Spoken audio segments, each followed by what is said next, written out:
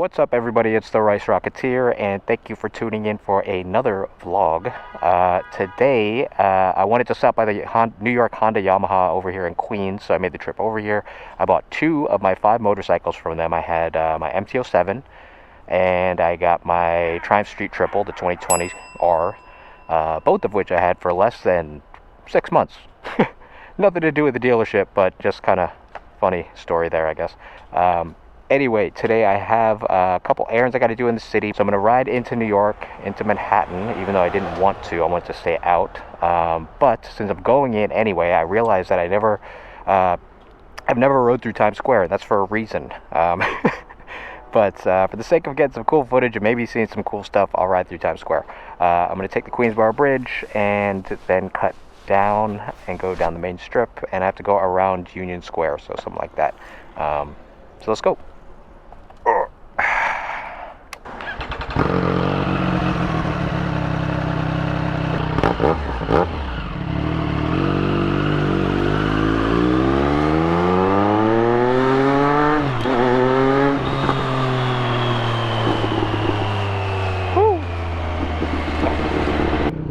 So I've been talking a lot about this congestion tax, primarily because it's happening right now.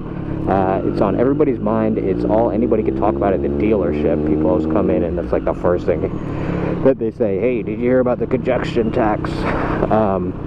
Anyway, I've been talking about it in my videos here and there, and I got to thinking about it because I was thinking, has it actually gotten that much worse? And because, you know, I'm from here, I grew up here, so when you grow up with something, it's kind of like growing up with, I guess if you have a kid, you know this, but even looking at your parents, you don't really recognize that they age or grow because you're with them all the time. And it's kind of the same with the city. I haven't really noticed, you know, everything that's changed because I'm in it so much. And to me, it's always felt busy. It's always felt crowded.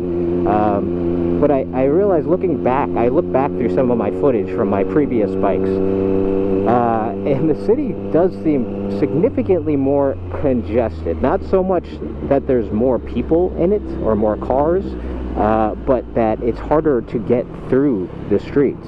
Frequently, I'm at a stoplight or stuck in between cars, like not moving, totally static for longer.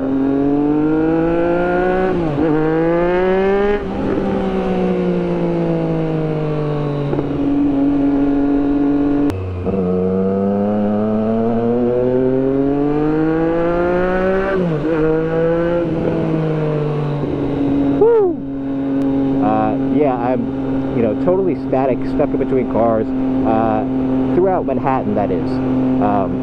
And I realized, yeah, it has gotten way worse, and I don't know, I don't work for the city, so I don't know, I don't have the big picture, I don't know what's the direct cause of that, but yeah, it has gotten tremendously worse. So this strip that I'm about to go on, I'm doing this for you guys. I don't want to go to traffic, get stuck in traffic, but I want everybody to see, if you don't live in New York, you can actually see how terrible it is. This is just the beginning. This is nothing. This is getting on the bridge. It was significantly easier on my other bikes. So like my MT-07 was primed for it. Actually, my BMW G310R was, because it was tiny. MT-07 was next, and I think this is maybe third runner-up. It's a very comfortable bike, great in the city. You know, to me, this is a great city bike. It takes some throttle management, but if you have that and you're comfortable with it, like size-wise and capability-wise, this is a perfect bike for the city. You certainly don't get to enjoy it for what it actually is, but it is more than capable of getting you through the city comfortably.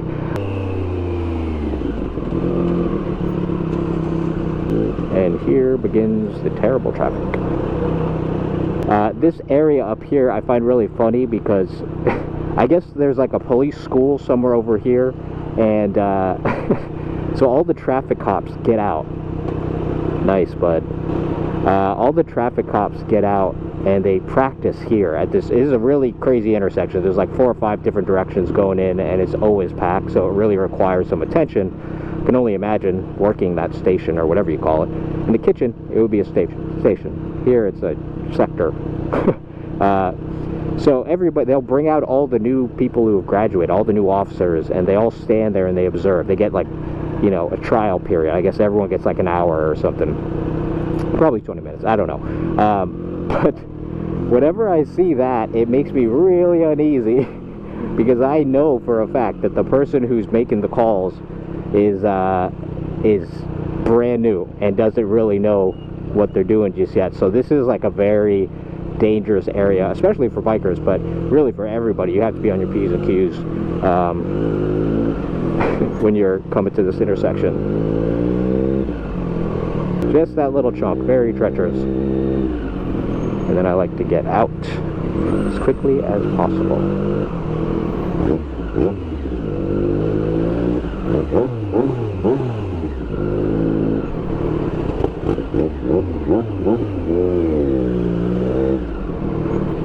Some accident there.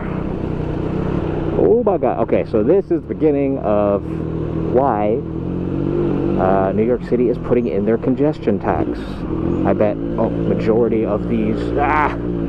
I bet a majority of these cars only have one person in them. I will put money on it.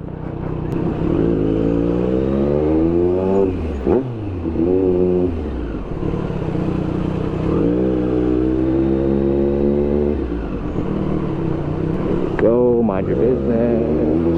Go. Okay. So the next thing I wanted to talk about in this video is the Street Triple RS 765 as a beginner bike. Working in the dealership, that's one of the main questions I get. So like right as you walk in, we have the Trident 660s, which is an amazing bike. And perfect for beginners. And then we have these, the Street Triple R and then the RS. And so the main question I get is like, you know, people come in and first you decide whether they want a classic style or they want the sporty style. And if they want the sporty style, the chances are they want this bike. And for obvious reason, I don't know about you guys, but I think it's kind of universally known that it's a good looking bike. Like whether or not you like everything about it is a different story, but it's a pretty bike. It looks fast, it looks aggressive. The polarizing thing is the headlights. Some people hate that. I love it. I think it looks really cool and aggressive. Some people absolutely hate the headlights. So, you know, whatever, that's up to you. But if you want a sport bike, this is the bike you look at. You kind of step over the Trident 660, which is a perfect beginner bike. It's 660 cc, so you know, capacity-wise, it's more than enough. It checks all the boxes, but people went side by side with this, they never want the Trident, which I think is a damn shame, because I've ridden it twice. I've ridden a pre-owned one and I've ridden a new one.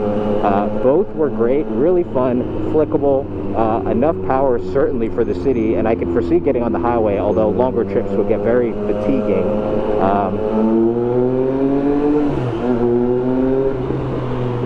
But yeah, people overlook it, and they just like, oh well, I'm probably gonna end up getting the 765 anyway, so I might as well get it. And that, sure, you know, that's cool. So, and then the follow-up question is like, well, this is my first bike, so is this okay as a beginner bike?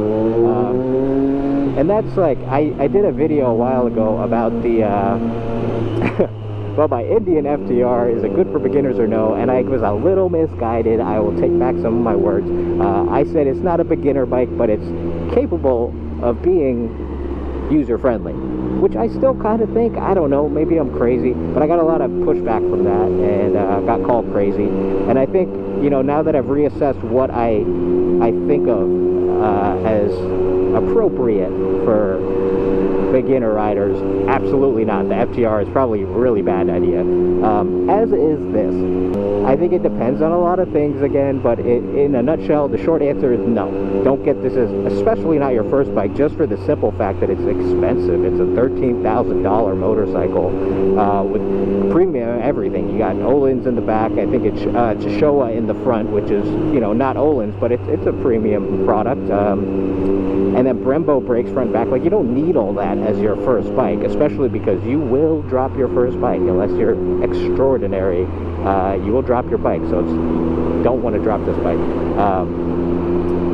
But in terms of like engine capacity, it's not a leader bike, that's for sure, but it's really powerful. The throttle is predictable. However, if you haven't used a throttle, haven't had to manage a throttle before, why set yourself up for failure? So I think it's a little temperamental to be a first bike. And again, like, if you're super confident and you're comfortable and you're going to do, I mean, you're going to do what you're going to do anyway, but it's not like, this is my mindset, right? The Aprilia Tuono that I test drove, not appropriate for beginners. That shit would take some getting used to, even for me. I rode that and I was like, wow, this is really twitchy. So that's a bike for me that I'm like 100% absolutely not, don't even consider getting on an Aprilia as your first bike. Better today.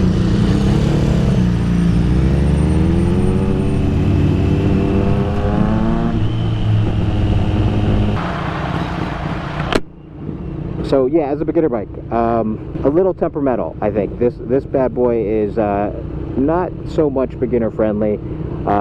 You really want to get something, that you can, it's a high seat too, so unless you're tall, that's another thing that I realized after my last video. The qualifications for a beginner bike are not just the engine and the throttle, it's the bike in its entirety, right? Like, how heavy is the bike? How tall is the bike? These things make a huge difference, especially for people like me. I am 5'7", and I have shorter legs, I have now found out.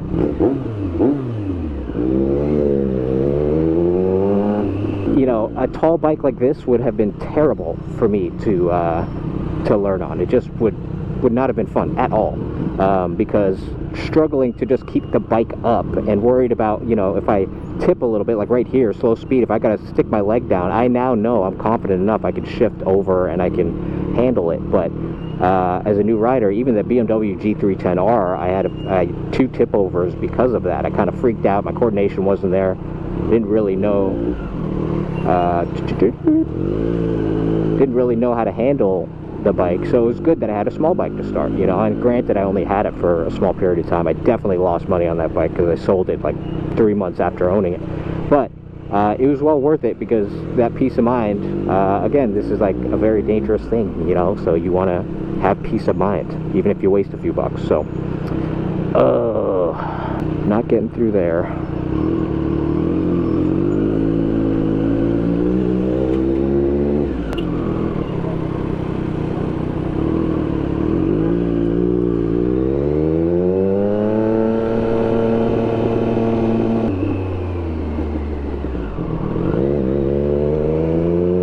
S1000R. The only way I would consider this a beginner bike is if you're extremely tall, you're older, and your temperament seems that of a responsible person. Those are like equally, like when I'm talking to people at the dealership, I really gauge people that way, and that's how I answer that question. Is, you know, I have like, there's been a guy who is 40 years old. He was like approaching 6 feet, if not more, and he wanted to get this as his first bike. I said, you know what, you probably could do it, although, you know, he seemed like the active type. He seemed like he did, you know, he was an adventurous type of personality who would get his hands dirty and get out there and do stuff. So like, that type of person, to me, that tells me that he's there. He's cognizant enough to handle it, you know. And again, an Aprilia RSV4 or an R1, maybe not, you know, like, those are just, it does take some repetition with the clutch, some understanding throttle. It doesn't matter how, you know, capable you might be at other things. It's just, those are dangerous bikes, whereas this can be friendly. The throttle is not twitchy, everything's very predictable, and if you can physically handle the bike and you're old enough to not just completely rev it out as soon as you get it, sure, you could. But again, I would just suggest taking a baby step, like buy a used bike, just learn the basic mechanics, drop that bike, whatever, and then get this in a year even. You're gonna lose money, but you're also not gonna hurt yourself or potentially kill yourself, you know, and that's a wonderful thing. I really like that idea of not dying. This is actually a fairly open day. This is very nice. The weather's perfect, and there's like not a ton of traffic. This is light traffic, by the way. So yeah, that's my spiel for, is this bike beginner friendly? For the average person, no. Get something else. In fact, get the Trident 660 because it's a blast to ride. I've heard a couple bad things about that bike. Everyone says that I feel like everybody reads something somewhere and then the knowledge spreads as if everyone's lived it. They said that the throttle is delayed, and I rode 2 of the bikes and I've never felt that the throttle was delayed. But get the Trident 660. It's a lot of fun. It totally would have been my first bike had I had a little more patience.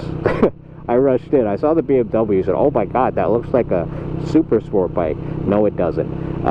But it checked the box for 3 months, and I enjoyed the hell out of it. So, yeah, Triumph Street Triple RS, not the best beginner bike, an amazing bike. I would say it has the potential to be an intermediate bike, like your second bike. So, you know, just set it as your goal for a year from now or 2 years from now, whatever the case. But yeah, don't come buying this if you're new to motorcycling, not entirely sure about the whole world, not super confident in it. Nah, get something else. All right, enough of that. So we are approaching Times Square. Times Square is just down to my left. We're south of Central Park. This is all hotels for tourists. Look at that antique shop. There's like wine stores. There's nothing really interesting here. It's just all commercial shit. And then there's like these restaurants that have been here for like ever. Any restaurant that moves into this area pretty much has stayed. They're just like the steady, you know, a lot of Italian places, American, just bars for businessmen basically who are in the neighborhood. Here we go. This is the left. I can't make a left here, so I gotta turn right and then I gotta wait for the light.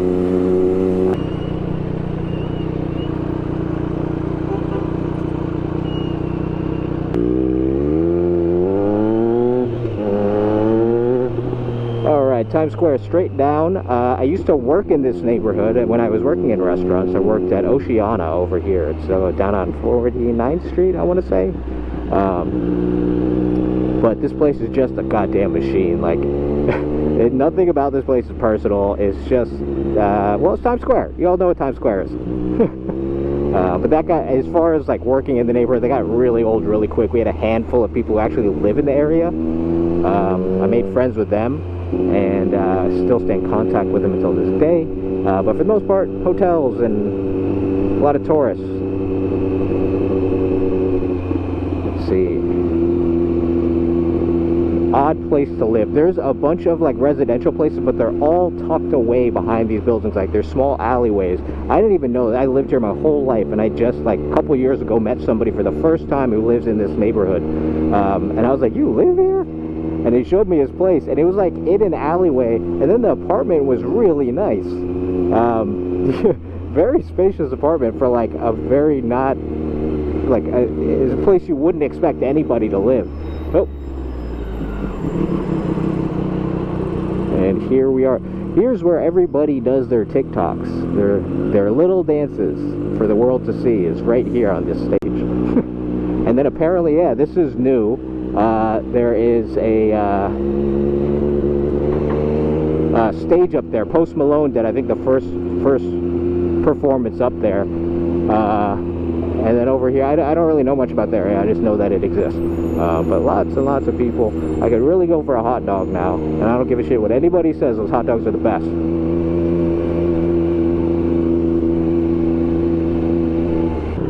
It's weird when you're in it. Like, you see it on TV and it seems kind of surreal. That's the thing about growing up in New York, is all of this doesn't seem odd to me. I mean, everybody has their experience of that. Like, wherever you live just seems normal, right? It's not special or anything. And to me, that's what Manhattan feels like, and that's what 35 years of living here will do.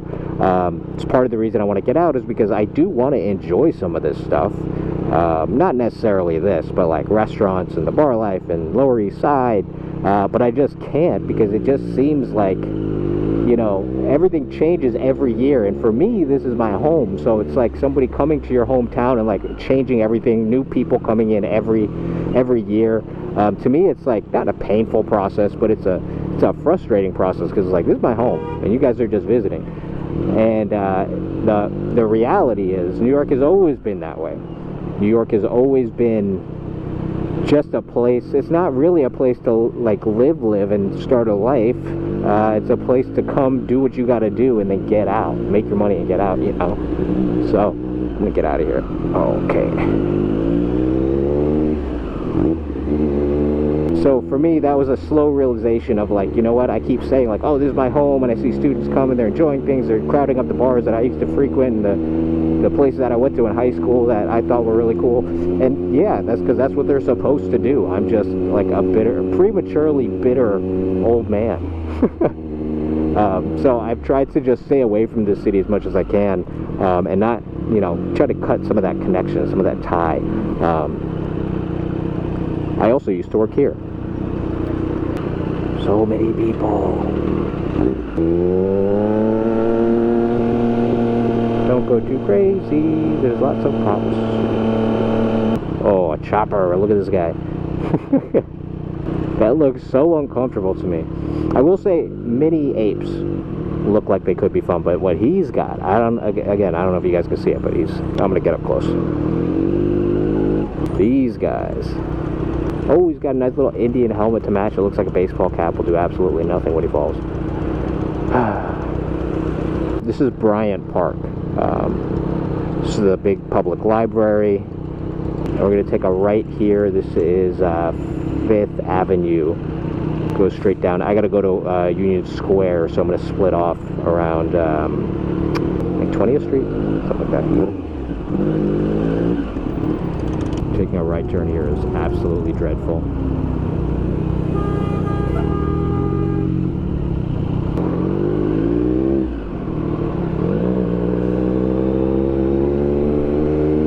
Public library. Oh, they got books in front of the lions. That's funny. Let's go.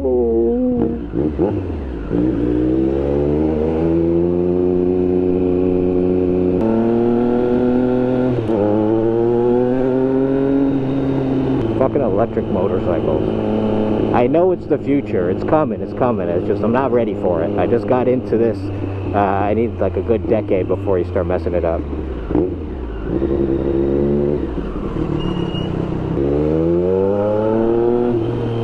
Empire State is right here. I didn't even know this was the Empire State Building. Us New Yorkers tend to look down a lot, so I like had been in this neighborhood a tremendous amount of times, tremendous number of times, and I had no clue that this was the Empire State.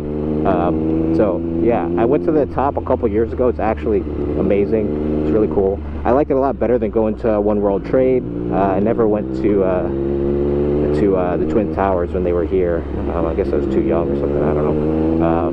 But something about being in the middle and you kind of look all around and it's just like a sprawl of the city for as long as you can see. Down at One World Trade, in obviously one direction is past the end of Manhattan because it's all the way down there.